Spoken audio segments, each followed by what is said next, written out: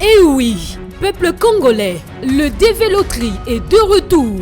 Avec son expertise, l'agence Titi World vous offre une chance unique de gagner et rejoindre le pays de l'oncle Sam. Venez tenter votre chance en participant au DV Loterie chez Titi World du 4 octobre au 7 novembre 2023. Retrouvez l'agence Titi World à Kinshasa dans la commune de Bandalungwa sur l'avenue Kimbondo au numéro 468, référence l'église Mon âme loue l'Éternel en diagonale de la boîte de nuit Tour Eiffel. Vous pouvez également nous retrouver à Kissantou sur le boulevard Kassavubu au numéro 66, référence parking Kissantou. À Mbandangungu, nous sommes sur l'avenue Mobutu, entrée route Zonankulu, près de la station essence Engine. À Kimpese, sur la route nationale, avenue Kadiaïzila, au numéro 38, référence Doing. Contactez-nous au plus 243 97 253 20 43, plus 243 81 01 88 203. Nos équipes dévouées sont prêtes à vous accompagner tout au long du processus de participation au DV Loterie. Tobengi bino nyonso ba diaspora oyo bazali banda ya mboka. Ozala mukanda te mais olukaka ozala quand même na vie stable partout ozali. Amérique, Océanie, Europe, Asie. Bo tindela biso ba photo na WhatsApp na ba numéro oyo. Bo tinda ba identité boko betela bino DV Loterie en ligne. Il faut ozala na $5 soki oza yo moko célibataire, $10 soki oza couple, $20 soki ozali en famille, papa, maman, 2 enfants ou 3. Ne laissez pas passer cette chance unique de changer votre vie. Yo betana, meka chance. Biso, Titi World Agency, votre passerelle vers l'Amérique.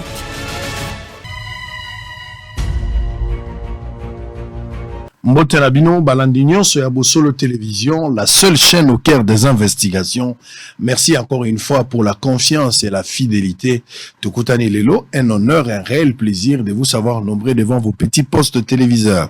Bozola Nabiso Bisika Bino Bozwami, Yabituka Nabituka, Napesi Bino Mbote, Nazoli Kiete Nyonso, et Kozala Malamu, et Sika Bozola Nabiso Suko, Bozali na Bandunduville, Bozola Kikwiti na Ilebo, Batubaza na Mombasa, Topesi Bino Mbote, Batubaza pe na Mambasa, Bazali, Batubala na Lubumbashi, Bozola na Congo Central, na Tombeli Bino Bolandi Bolamu, Nazoli Kiete Nyonso, et Kozala bien. Bato bazana gemena na okoma gemena lobby sauf imprévu na okoma gemena lobby sauf imprévu na ozana gemena na ozana businga na ozana na kula na ye na talabino bolanda kabosolo na musika na yeba eloko ni eza kotungisa bino pe boyoka posa na ngai ezali nini toko ko comprendre et ensemble tout me ko combiner ndambu mbalete na zonga. Je pense que après gemena businga kula na bamboka nyonso ezali pembeni tozape ngonga ya kokende Sankuru, ezape prévu tokende na Sankuru, tokende pe Kisangani, tokende pe Kalemi, tokende na Kalemi te, Bandunduville également, bandeko pe baza kozela biso kuna, na pe sibino mbote. Nazo ba information du jour, Kofi Olomide sera notre invité dans peu de temps, mais avant cela, naza na ngambo munene ya ba médecin dentiste. Baye awa ça fait presque 1 mois. Baye awa kolukangai, baza na ba problème aux otungisa bango. Qu'est-ce qui se passe? Et là, qu'on y les autres dérangés bango, où se trouve le problème? Finalement, j'ai décidé moi-même, il y a un bango, dans peu de temps pour la koyoka problème ni les autres bango. Mais voici les informations du jour, messieurs et dames, avant de recevoir, représenter un médecin dentiste au Bazanabiso. Le gouvernement débloque $3 millions pour relancer les travaux de lutte anti-érosive en Bujimaï. Kassa et plus d'1 million d'enfants de 0 à 59 mois attendus par la vaccination contre la poliomyélite. Félix Tshisekedi opte pour la mise en œuvre d'un dispositif transitoire graduel au terme duquel l'état de siège connaîtra sa fin. CAN 2023, la RDC dans le groupe F avec le Maroc, la Zambie et la Tanzanie. Début du procès dans le dossier Stani Boujakira. Ça commence aujourd'hui. Sud Kivu, plus de 41 000 cas de personnes affectées par la santé mentale enregistrés au premier semestre 2023. Élection 2023, toujours. Les confessions religieuses comptent déployer plus de 60 000 observateurs. Suspension des activités de Congo Airways, les ministres des Transports visés au Sénat. Alors, avant-dernière information avancée de Ouazalendo, les États-Unis d'Amérique préconisent une solution politique et non militaire. Là, c'est parce que les M23 se trouvent en difficulté. Les États-Unis préconisent une solution non militaire, une solution politique. Mais au moment où les M23 étaient en train de nous attaquer, de tuer nos paisibles citoyens, ils ont occupé des localités, des villages. Les États-Unis d'Amérique est resté silencieux. Les États-Unis d'Amérique, à part des condamnations un peu, je ne sais pas s'il faut qualifier de farce ou bien il faut dire que ma condamnation, et ça va peut-être pour plaire à quelques individus. Mais en fond, on n'a pas senti une condamnation et quoi qu'on mette en difficulté les M23. Bah, résolution Nyon Sotozwaki na Luanda, na Nairobi et les restes, on n'a jamais frappé. On est resté comme ça. Mais ce qu'on Ouazalendo, Bazako Tambola, Bazobeta M23, et les États-Unis, bah, pays, bah, occidentaux, bah, non, il faut solution militaire, il faut solution politique. Moi, j'encourage, bah, Ouazalendo. Il faut évoluer. Il faut frapper les M23. Il faut continuer. Il faut suivre l'ennemi. Tina dernier retranchement là. Il ne faut pas les laisser. Il faut le suivre. Les États-Unis, vous allez venir après. Babi Manano. Toko Manano la frontière. À partir de Walande Lisolo et Gozal. Toko Solo la alors que ils sont rebelles. Vous savez qu'ils sont rebelles. Comment vous allez négocier la rebelle? Comment vous allez la solution politique? Vous voulez quelle solution politique? Tshisekedi a dit qu'il n'y a pas de négociation avec Banani M23. Quel type de solution politique? Ça n'existe pas. Ex-membre du FCC, Mbosso accuse le régime Kabila d'avoir pris en otage les ressources du pays. On va en parler avec le débat. Très bien. Allez, 3 personnes, on a récupéré. Docteur Dikola, bonjour et bienvenue, docteur. Bonjour. Dans ce pays, il y a solo. Les solos, il y a la musique, mais le quand même, comme Pemben la vie. C'est ça. Alors, il n'est pas seul, il est aussi accompagné du docteur Undundu Machine. Bonjour et bienvenue. Bonjour Ndeko Sango. Merci beaucoup Ndeko Sango. Oui, Ndeko Sango. Très bien. Alors on va terminer avec docteur Mafuta Massamba Christian. Bonjour et bienvenue. Bonjour Papa Sango. Très bien. Batobele bayi barate Moussa Nabino, na obenga bino ba médecin dentiste. Batobele bayi bara penza Moussa Nabino te. Bato ba kansa lokwa kozaka ba technicien, soit bozali ba paramédical, ezaka bato moko boye, ou peut-être ba yekola kaka kolongola mino. Na mokuse penza soki il faut ko lakisa mosala bino bosalaka na moto ayebite so babengi moto médecin dentiste na kati ya mosala ya hôpital branche na bino za lesikani malobeza epana. Merci beaucoup Ndeko Sango. Question on a ezali vraiment pertinente makasi. Vous allez malamu moto meka un peu ko éclaircir batu baeba qui est réellement un chirurgien dentiste. Chirurgien dentiste azali te oyo toyoka la cité arracheur des dents molongo limine.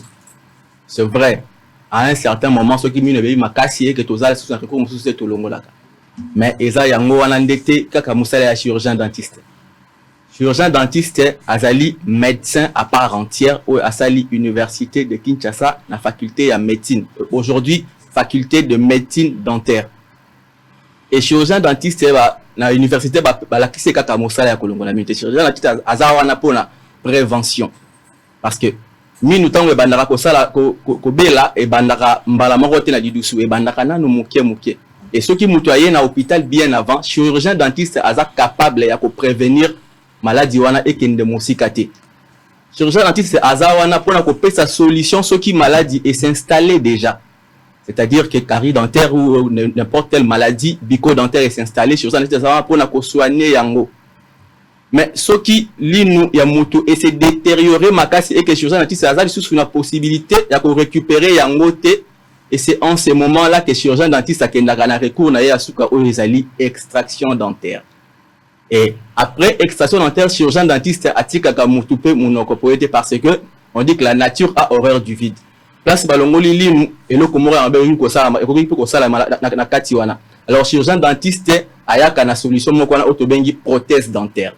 Ayaka ko remplacer l'inwana na prothèse dentaire pour que mutu et permettre mutu à retrouver ba fonction na yeni surtout parce que minu et dakabiso na koloba malamu et dakabiso na kolia et dakabiso na makambo ebele mutu ya zana minu te na monoko na ba difficulté ko tafuna et ya ko solution sur problème ebele entre autres problème ya estomac. Donc voilà un peu en grosso modo mon sala ya chirurgien dentiste yango wana.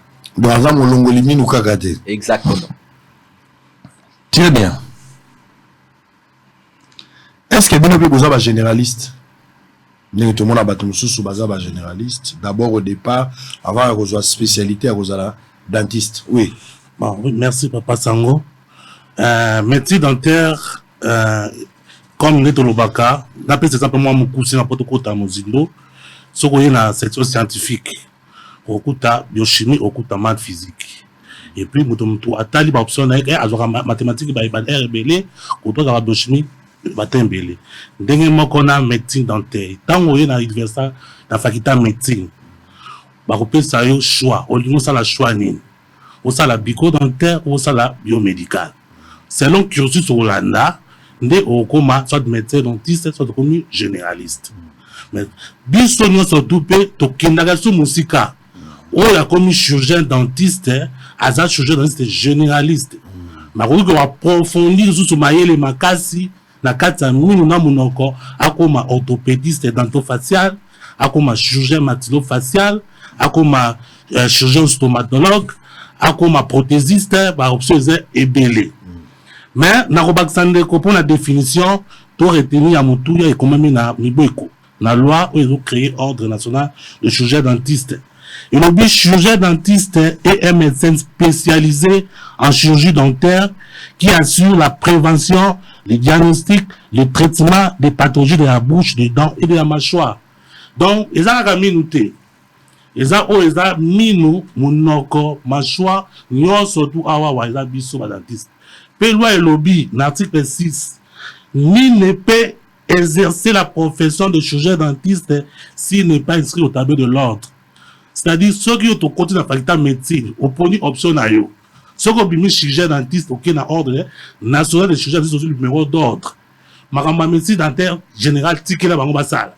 Bango peut ceux qui basile ici, à quel ordre national de médecin, à ce numéro na ye. Maramba dentiste, a aussi mbaté.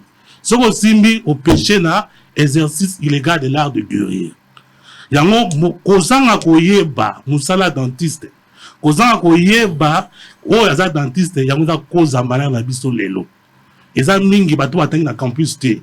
Batangi na université ya mboka, batangi na ba université mususu, apaka po université ya biko dentaire za na campus. Bango nde bazo ebate dentiste za nine. Bazo mona ka mutu monga ya longolo mi na boki na poubelle. Non. Eza science pour ça la recherche, il faut to ba qui signer malamu to ça la pour mutu abika malamu. Tous les universitaires pour trouver sa solution. Autant au même titre. Autant au même titre médecine universitaire. Il y a un sali que batu ba yebi bisote bazo mona biso muke. Bazo bateke oh il faut appeler ce mbongo boy. Oh asengi mbongo boy azana raison. Bazo mona deux autres ngato china bango. Mais ba documents zebeli papa sango bito tanga na souté. Mais ba documents zebeli so permettre biso to kotanga to kindi na mozino. Très bien. Tout le monde a un problème. Et là, on nini memi bino na bosolo. Ndenge bosabo lelo boye sango il faut to le la télévision, trop c'est trop, rien ne marche. Et là, on nini memi bino na bosolo. To banda. Ndeko sango koya na biso na bosolo ezali na problème ya marginalisation na injustice en rapport avec notre intégration et considération socio-administrative dans le secteur na biso ya santé. Jusqu'aujourd'hui, bazoe bate ou soit bazo sa l'assembla ya koyeba médecin dentiste azali nani bandeko bauti ko définir toza na convention internationale ya travail toza na bureau international ya travail ndeko sango tozali na loi ya mboka o ezotia médecin dentiste comme médecin spécialisé en chirurgie dentaire o azo assurer ba prévention ba traitement ba pathologie ya ba maladie nyonso o ezali ya munoko ya mâchoire et puis ya mino ndeko sango médecin dentiste azali diplômé en médecine dentaire. Donc, tant aussi ici na faculté à médecine dentaire actuellement, que bimozo bimabo il faut pas conférer diplôme ya docteur en médecine dentaire. Diplôme wana ezali lolenge moko na bandeko basali médecine générale otobenga biomédicale. C'est-à-dire aussi ici ba peso titre ya docteur, ngamu na bango ya biso pe docteur na ngamu na biso. La différence c'est simplement ba orientation. D'ailleurs, Wuta et Bandelo ya université, ya faculté ya médecine de Kosango, ils en avadme comme document oyo et sa orientation sur ba département, ba faculté. Ils ont parlé place il y a dentiste au sein de l'équipe médicale. Document sur le bas médecin dentiste et médecin généraliste. bango mibale bazali ba cadre médical bazali ba personnel médical mibale wana bazali na entière responsabilité vis-à-vis ya ba acte médical na bango ko banda na traitement kino na ba décision na bango final donc bali ba responsable les deux donc biso ba médecin dentiste ba médecin généraliste tozali responsable devant la même déontologie médicale et pambate tozo courir tozali exposé pardon na même nature de risques professionnels na yango gouvernement ya mboka donc acha biso lo lenge ya ba mapasa il faut te jouir na ba même avantage te jouir na ba même grade te jouir na ba même privilège mais ndeko sango ko kamwa côté marginalisation soya ba grade gouvernement respecta tozali na même grade de recrutement ndeko sango ngai ba recruter ngai na fonction publique na grade ya médecin interne yepe bazo recruter na grade ya médecin interne mais ko kamwa sur le plan avantage sur le plan ya privilège tozali traiter lolenge mon côté donc to kende tout au long émission ya koyeba côté problème et commis ti na moment oyo wapi oyo tozo comprendre te ndoki ba médecin dentiste to blocage ba médecin dentiste nanya simbi yango simba mi na niveau nini po toza na ba document nyonso oyo gouvernement a se décida oyo ba ministre donc ministère ya budget a décida gouvernement premier ministre dans son entièreté mais jusque là toza toujours na gain à cause de pambate bazolingo considérer mais docteur Dukola tokota na dossier mbala moko ndeko alakisi ndenge botangi esika moko ndenge pe ndeko alobaki makambo nyonso ezotambola malamu mais tango ekomi na ba biloko tobengaka ba avantage oyo ezosenga bato ba bénéficier nango bakomi kokesanisa bino c'est comme si bino bozo mérité te bamisu nde bazo mérité alors que konyo kwa ma transport kotanga durée kotanga bino nyonso bosali makambo ndenge moko mais pourquoi marginalisation pourquoi considérer les uns et les autres cause ya problème origine ya problème na bino uti wapi. Merci Ndeko Sango. En tout cas, c'est là où les bas blessent. Tobanda li solo. Tozo Luka comprendre jusqu'à présent tozo yebate. Tozali na ba document nyonso tout oyo ba prédécesseur ya ba ministre na biso ya tutelle ba koma oyo ba expliquer noir sur blanc que médecin dentiste na médecin généraliste bazali lolenge moko. Bopesa bango ba avantage lolenge moko mais ba document wana place ekenda ko suka sango toye bakate komona document kitoko ba tse signature ekei budget place ko suka ko sango toye bakate et pas plus tard que le 9 septembre un autre document signé par écrit par le cabinet à premier ministre ezo traîner na kati ya ministère na biso ya santé. To éviter pourquoi ministère na biso azonyo ko la biso to éviter pour nani ça na kata ministère wana ba considérer kaka mwana moko c'est ça ba considérer kaka médecin généraliste dentiste ba considérer donc approcher le ministère oui tozalaki na ministère on a même travaillé avec les cabinets les syndicats a même travaillé avec les cabinets ya nani ya ministre de la santé mais à la fin tout a été bloqué.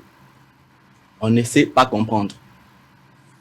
Je crois avant tozalaki na site liboso ya immeuble intelligent.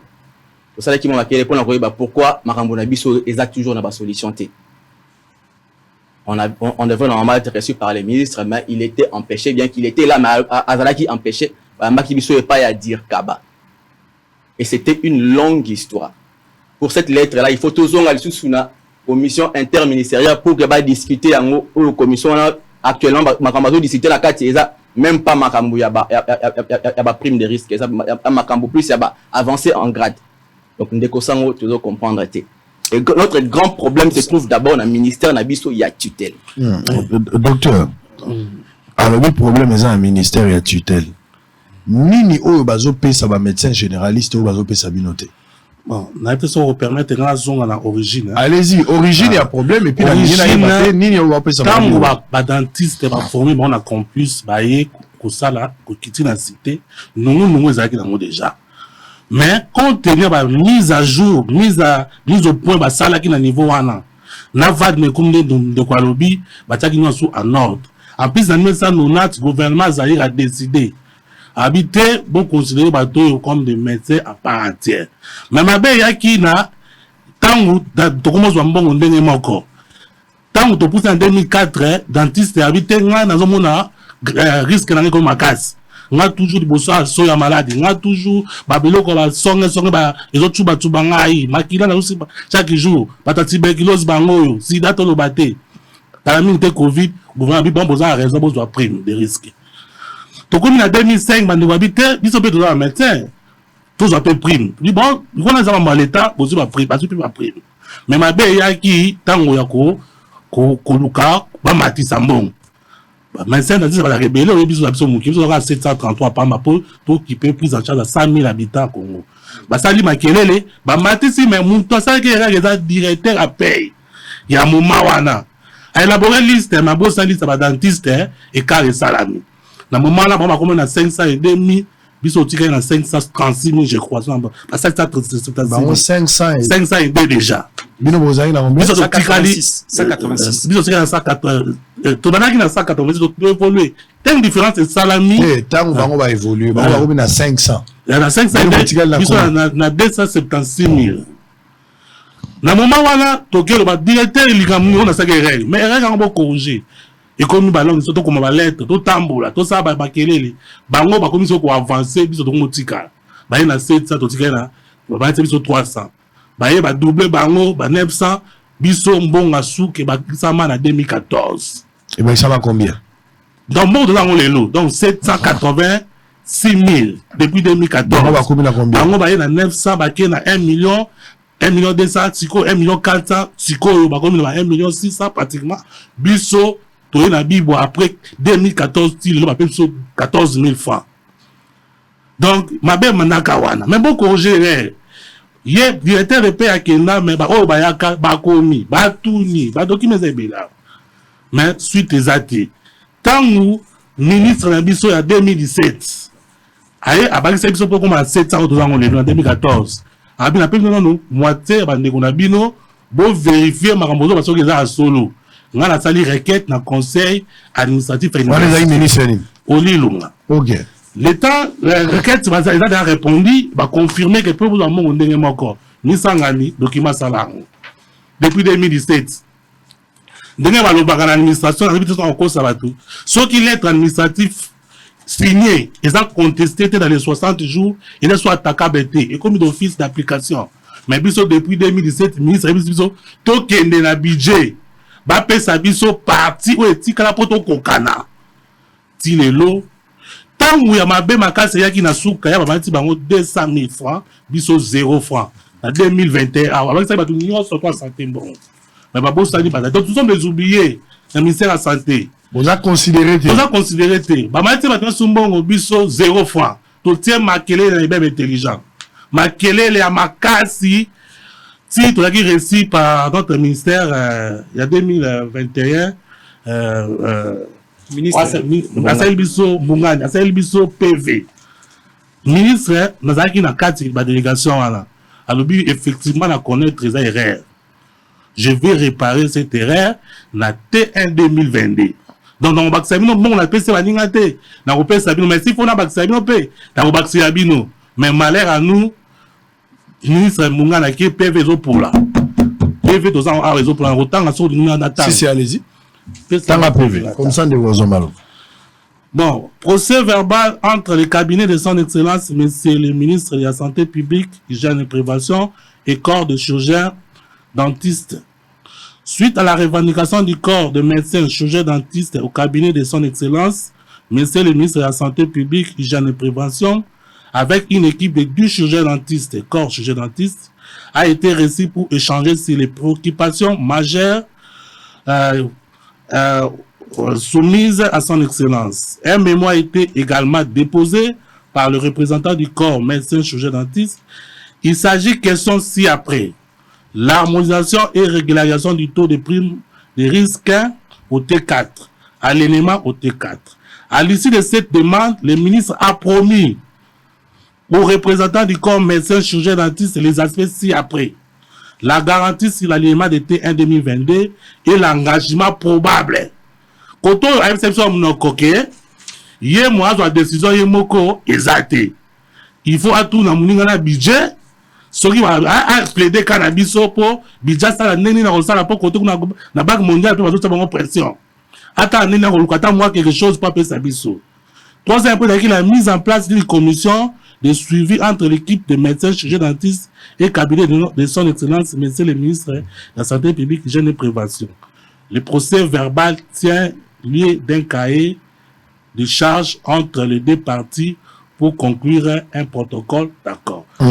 Oh, l'être mort et koufa na ngombo tout ça qui peut ma bon côté to kenaki ti kota premier ministre a commis les trois ministres finance budget santé comme santé balingi na biso te ba répondre mais budget répondre alors bi directeur de paie na répondre à ministre mais yo ça là il faut traiter dossier ba dentiste to comme na biwa directeur de paie ko kama papa sango alobi toza barème te toza ba jamoko sans barème mais to bilet en 2008 yango yo ba même ki liquider ba prix mo dentiste na barème ba médecin lettre za ba bi bo ke le na bibwa makambutu bo 600 na bibwa tozonga bibwa na 14 000 francs depuis 2014 ba ba service na bibwa 14 000 francs yango lobby to na sitting origine problème papa sango eza bandeko na biso o baza tout autour à ministre dans le ba lobby to na sitting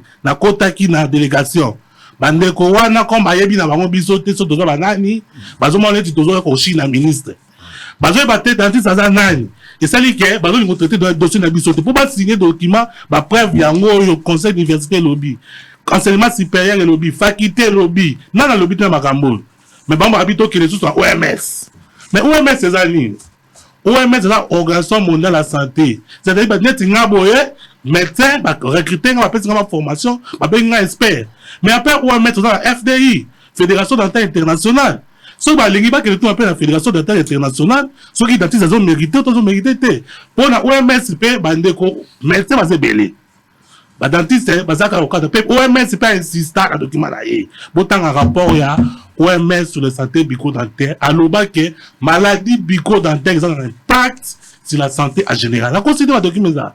Dans rapport wana. Pe à décrire moi place au dentiste. Ko kama sango bande ko wana comme ayibi de so nani. Bazo ngopela biso mongote. Et ça à part bande ko na biso ba administrateur.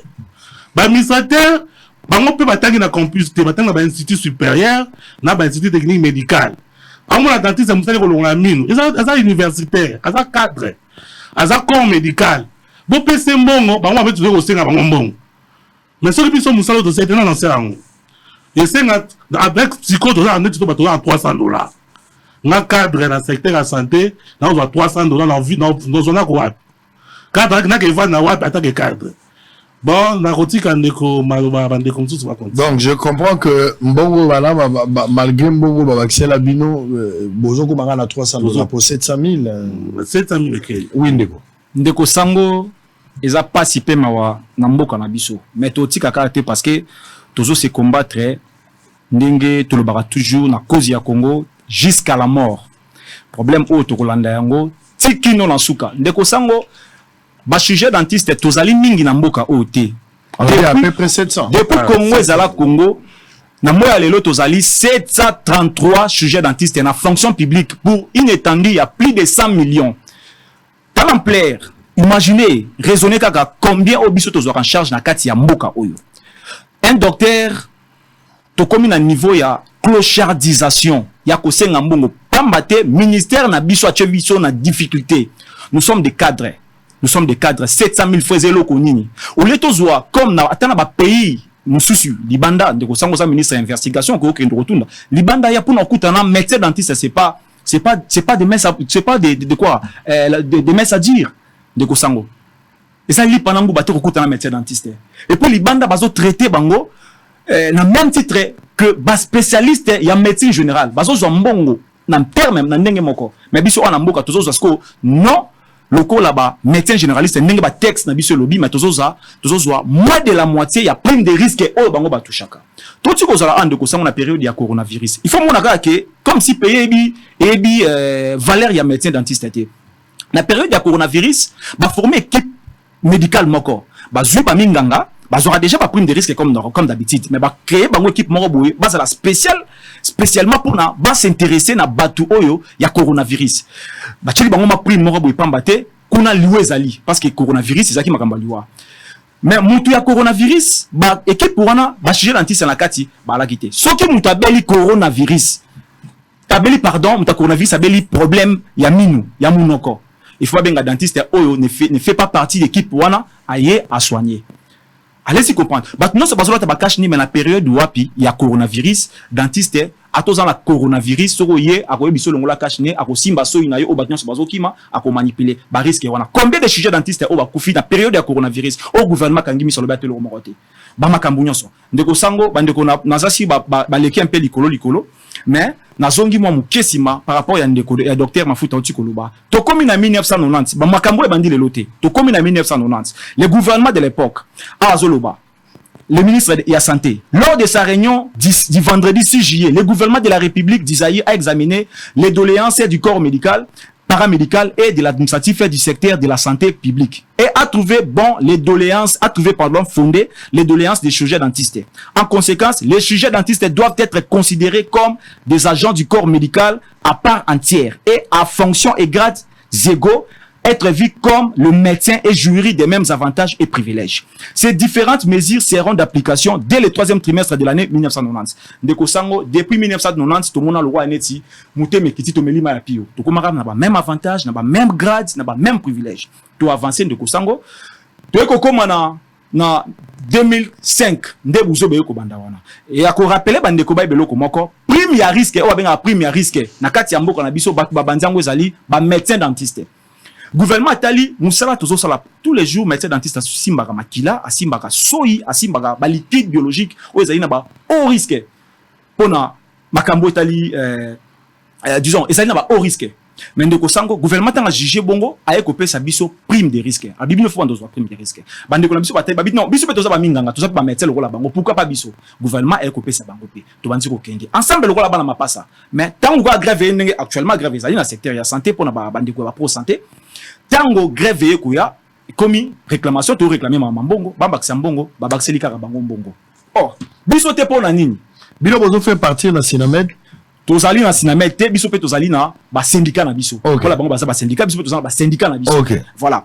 To komi to bandi ba décret la grève au même moment te. Au même moment te biso tozala ndenge na biso bango pe na ndenge na bango. To ekokoma na 2008. Après ba revendication parce que directeur ya paye bisiki biso ke o bolimbisa to nazo sala listing et tout ça nazo préparer na bossa na kibino bobo na biso ndenge nini biso no soza ba corps médical yo mutu sala makamnyoso ça veut dire que bolingano biso te on no bossa na ko revoir yango lettre ne kota toujours dans les oubliettes ndeko sango to poussani na 2008 le ministre ya budget aeko koma ministre santé comme ministre budget pour que ba réajuster grippe barémique na biso ba pesa biso mbongo lolenge ya ba médecin généraliste ndeko sango ozomo na phrase et pesanga abalobi je vous demande de procéder à la liquidation de la prime des risques de chirurgien dentiste suivant la grippe barémique appliquée aux médecins ndeko sango le ministre Adolphe Muzito a commis lettre en 2008 rien toujours. Et ça la qui a malunga. Tu es comme en 2011 de Kosango. 2011 même Muzito comme premier ministre. Aye ko sous lettre a signé a comeli ministre ya budget. Aye bisi alobi. J'ai l'honneur de vous communiquer l'avis du ministre de l'enseignement supérieur et universitaire considéré. La précision si après. Alobi awa phrase de sepelistanga de Kosango bien pas. Conformément à la classification internationale sur les types de professions du Bureau international du travail, la prime des chirurgiens dentistes est alignée sur celle des médecins, signé par le premier ministre. Akomeli ministre ya budget. De Kosango to commune en 2014, ministre de la santé a coupé sa biso mbongo auto comme na 700 000 francs. Banda to kangama na 700 000 francs lokola ndeba ba kunda biso place lo babike bino bokozora yesu mbongo te. Na ebite soki chirurgien dentiste alongola ka mutu moko ya gouvernement minu mabe ndeba silikela ye toni ndeko sango place na to ebite. Na 2017 toye pa ya ministre ya santé to ebisi mais pourquoi bino bozo tarder pour na pesa biso mbongo? Ministre ya santé a kokomela ministre ya budget lisusu. Lettre ça objet porté sur rappel sur la mise à niveau des primes de risque des chirurgiens dentistes ou médecins dentistes. Alors, comme vous pouvez le constater sur les montants additionnels prévus pour la régularisation et la mise à niveau de cette catégorie de prestataires, à l'instar de médecins généralistes, seuls 50% avaient été effectivement payés au troisième trimestre 2014, alors que, conformément à la classification gouvernementale et aux conventions internationales évoquées dans la correspondance pré-rappelée de son Excellence, Monsieur le Premier ministre, datant du 30 octobre 2011, qui aligne la prime des chirurgiens dentistes sur celle de médecins généralistes. De Kosango, lettre ya ministre signé par Oli Lunga Yangoli. Tofandi Oli Lunga bi bon ça va. Ngai pona ndima réellement. Na benga kyongo ba ne vraiment toujours gouvernement. Que réellement bino bozali vraiment lolenge moko ya ba ninga na bino ba médecin généraliste bo kende na conseil d'administration des universités ba confirmer ba pesa document o elakisi ke bino na bango fo au même titre. Au même titre. De Kosango conseil ngani à répondre à komeli ministre lettre. A commis à la phase les problèmes de l'alignement de la prime de risque des médecins dentistes et médecins généralistes a été déjà tranché par l'instruction du Premier ministre adressée au ministre du Budget. De Kosanga Komi Makamebe a rappelé à lui conformément à la classification internationale sur les types de professions du Bureau international du travail, la prime des chirurgiens dentistes est alignée sur celle des médecins généralistes. De Kosango Yango Yawa. Monseigneur Chibangu, que votre âme repose en paix.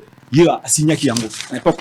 Donc au sein de Poussani, quelle injustice to commis 2011, lettre lettre bimi signé par ministre de la tutelle et puis budget babaki seli ba tunion sur le secteur de la santé mbongo ko banda la ba médecin qui ne ba professionnel de Kosango na zone place na parole mais pesa nga pasi to tuni ministre pour la nino baki seli bisoté ministre azolo ba mnone ke na bossa na kibino nga na ebisi ministre na bi excellence yo za na bana 10 olambi biloko pesi bana 9 kabuli bana 9 mona moko ou pesi été ça veut dire ko lingaka na oyete za ma bossa to lingaka te parce que ko bossa jamais bana yo ministre sengi ba pardon ndia ko sala procès verbal mais jusque là toujours dans les oubliettes de Kosango to komi na 2021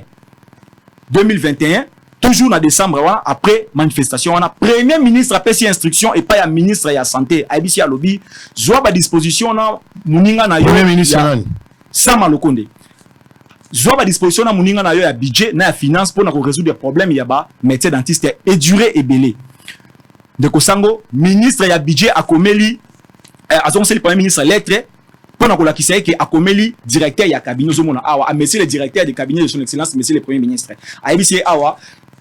Donc, il faisant suite, il est demandé à monsieur le directeur chef des services de la paie qui me lit en copie d'examiner le dossier avec diligence et de lui en faire rapport. Donc, comme il n'est pas le directeur, il y a paie, directeur de la paie à Zoé Sabiso, au bino bozala na grité. Bozala grille, bozala barème te. Mais biso on a toujours ba médecin. Barème na biso on a ba médecin. Bozala ko biso barème ni.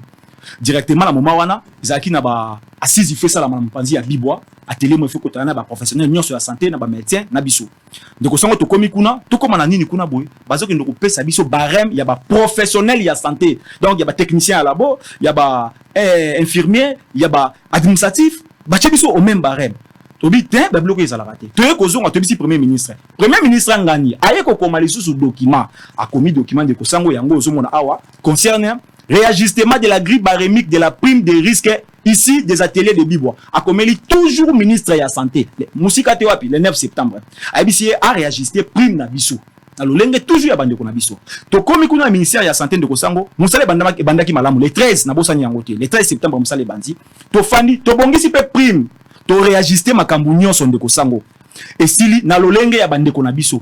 Et comme siko efuba tuna secrétariat général ya santé babengi directeur ya ressources humaines directeur ressources humaines aye ko yande ko sango côté à comprendre que c'est que administration santé ne mutebo marabiso aboyi ba signer document na te pona ba pesa biso mbongo le longue ya bande ko na biso donc jusque là tozo comprendre te na très bien on a compris on a compris le problème donc jusqu'à présent il y a aucune solution de tout ce que vous avez expliqué. Vous avez une démarche sans suite. Vous avez une sitting, l'accent à place, vous avez une sitting. L'accent à illustration à bande place, vous avez une sitting. Voilà, vous avez une bosso, il y a immeuble intelligent. Il y a immeuble intelligent. Boké, bah, un bibi noté. Ministre, un bibi noté. Ministre, un bibi sauté. Dire cabane, il y a cabane joindre. Cabinet, donc cabinet, il y a un bibi biso.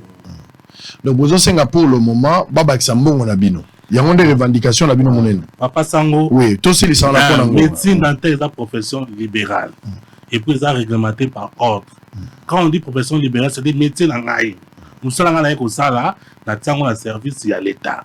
D'une manière normale, l'État, l'AI, pour nous avoir 100 millions de personnes, il y a des habitants en Bokanayo, par exemple, il y a un choix, par exemple, $5,000. Mais toujours l'idée pour le cas, il y a un bon. Mais bon, ça même ne fils que, oh, c'est comme maman. Oh, comme maman, binini, dentiste, chirurgien dentiste, na médecin, par exemple, droit même, avantage, na pas même privilège. Ça va. Allez, on a fini. Allez-y. En tout cas, biso, chirurgien dentiste, c'est qualifié de mauvaise foi. Voir un peu notre effectif. Est-ce que nous touchons? En tout cas, c'est rien que de la mauvaise foi. Parce que dans Mboka Oyo, total à 733 chirurgiens dentistes pour 100 millions d'habitants, ce n'est pas chose facile. Bande Konabiso, il y a un généraliste, au moins un généraliste pour 1000 personnes. Et biso, tu as 733. Actuellement, déjà 21 000 déjà. Biso, tu as 733 pour 100 millions d'habitants. Si vous faites un peu le calcul, vous allez voir que notre tâche est très grande. Mais pourquoi on ne nous considère pas? Pourquoi ministre Nabiso a tutelle à chaque fois ceux qui de sciences ne pas là, il faut que écoute la complication pourquoi? Très bien, merci beaucoup. Oui Ndeko, parce que en tout cas na mukuse ya koloba ezake président de la République a tel abiso makambo oyo et umeli mingi et umeli vraiment ebele injustice oyo marginalisation oyo et umeli mingi akendaka ba poto ndeko sango bokendaka oza ministre investigation luka koyeba libanda ni na uta koloba awa nani azali médecin dentiste et puis azaka na traitement nini na ba pays ya libanda maintenant koloba mukuse en cas de non résolution ya ba revendication na biso tozali prêt ya ko saisir d'instance judiciaire s'il faut ya ko tia ministère na biso de titel na justice to ko sala yango pour que tozala toujours remise na ba droit na biso. Très bien, merci beaucoup. Oui Ndeko. Papa sango o to comprendre na site to loquer que to loquer wana to yebi ba na biso place to se bloquer. C'est-à-dire esa manœuvre ba bien en français manœuvre dilatoire. Bah tout est confirmé déjà mais yo na biso que tout na zo ba to mususu auto que na commission. Les lettres les preuves existent. Ba continuer budget T4 calamité. To bi bon ceux qui bon lettre épée pour la rater il y a 2017 sango bo pesa biso na mbongo ndenge ministre biso aloba ki lettre politique comme ça nous ça manœuvre la dilatoire ceux qui bo ici bo comme là ministre budget comme ça a changé sous barème mais to ligne la T4 oh to zo mbongo pour tous la marque à gagner depuis 2014. Allez, je vous rassure et puis je vous promets mon soutien. Na boyo ka implication na ngai na boy ko lo bango na mission na bino pour la que vous avez demandé à ce que moi je parle. Soyez calme, j'ai une émission tout à l'heure avec Kofi Olomide et puis on aura d'autres émissions la semaine prochaine. Je vous rassure que boyo ka implication na ngai. Le col a besoin na ba droit na bino comme j'ai vu de documents pour que ba soutenir bino ba rétablir bino na ba droit na bino pour jouir au même titre que Bandeko Baza au salaire. Là, vous avez au moins la promesse, la main d'association, Nassal Yango en direct. Merci, merci. Alors, merci. Ça a été un plaisir de vous recevoir sur ce plateau. C'est l'injustice. Médecin Naliban Nazali très considéré. Mais Zara la mboka, le modèle, le biso boye. Médecin comme à la télévision, médecin comme Kobi Kitsatibo, Azo Luka, Baba Xambon Onaye. A comité la revendication alors que ma patient. Les médecins ne devraient pas être ici. Ceux médecins allaient à phase à la pone repère Sabiso Boyebi. Na place que baya apona ko yebisa biso passe na bango fallait baya ko yebisa biso boyebi na bango bagi na yero bazana ba malade mais malheureusement bazangi le kwa kolia bazangi nenga ko futela ndako bazangi lo kumo ba ko kozana ngo ba ko tambola na sima ba plateau pona ko lobaka passe na bango pour ba résoudre ngo dans un pays normal le ministre de la santé il faut yoka soni à la limite être limogé. Assemblée nationale, makambo bandeko bazolo ba ezal ba médecin, ba question oral débat. Pourquoi vous benga pe bandeko boyoka ba motion tout ça. Moko député azo sala makambo zangiti nazo kunda bibembe. Alors que si ma ba médecin o ezalo biko ba congolais belé, c'est aussi le social. J'en parlerai à la deuxième émission. Alors on va prendre une petite pause, on a fini pour la première partie. Héritier, on se retrouve après pour démarrer la deuxième partie avec Kofi Olomide. À tout à l'heure.